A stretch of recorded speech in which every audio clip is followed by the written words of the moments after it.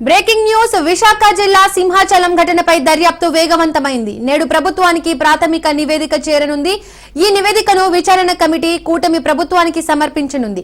సింహాచలంలో ఘటనా స్థలాన్ని పరిశీలించిన ఎంక్వైరీ కమిటీ నిబంధనలకు విరుద్ధంగా గోడ నిర్మించినట్టు నిర్ధారించింది.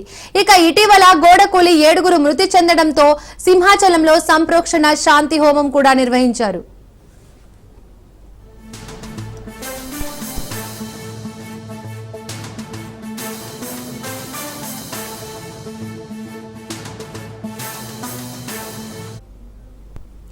విశాఖ జిల్లా సింహాచలం ఘటనపై దర్యాప్తు వేగవంతమైంది. నేడు ప్రభుత్వానికి ప్రాథమిక నివేదిక చేరనుంది.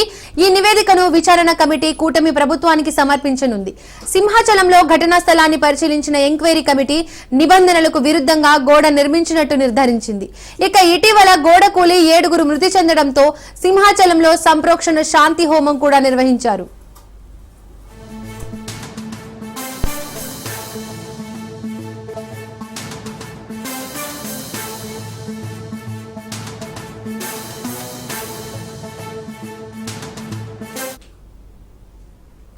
ఇక ఇదే అంశానికి సంబంధించి పూర్తి అప్డేట్స్ మా ప్రతినిధి సూర్యప్రకాష్ ఫోన్ ద్వారా అందిస్తారు. సూర్యప్రకాష్.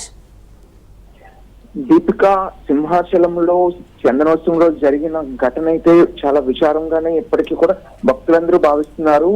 ప్రధానంగా అర్చకులైతే దీనికి సంబంధించి శాంతి హోమంతో పాటు సంప్రోక్షణ చేయడానికి అయితే నిర్ణయం తీసుకోవడం జరిగింది. అందుకు అనుగుణంగా ప్రభుత్వం అయితే త్రిసభ్య కమిటీని అయితే ఏర్పాటు చేసింది. ఆ కమిటీ అయితే గత 2 రోజులుగా సింహాచలం ఎక్కడైతే ఘటన జరిగిందో ఆ ప్రాంతంలో పరిశీలన చేసి దగ్గర ఉన్న గోడ శాంపిల్స్ ను కూడా కలెక్ట్ చేసుకోవడం అయితే జరిగింది.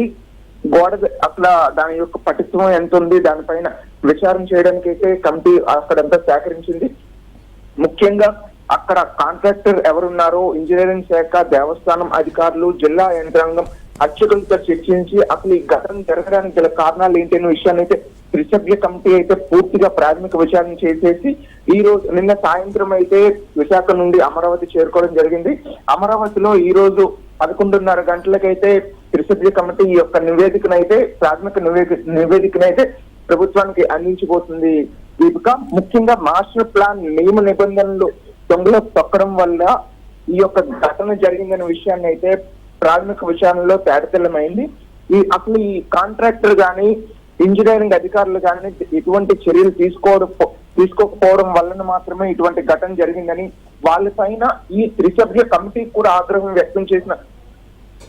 వ్యక్తం అయితే పూర్తిగా చేసింది. దీపిక, సూర్యప్రకాష్, ఘటనకు బాధ్యులుగా ఎవరెవరి పేర్లను ప్రస్తావించనుంది విచారణ కమిషన్? సో దాదాపుగా ఇదంతా కూడా రాజకీయ కోణంగానే మార్చుకుంటూ పూర్తిగా అధికారుల మీద మాత్రమే తప్పుదోవ పెట్టే విధంగా అయితే కనిపిస్తుంది.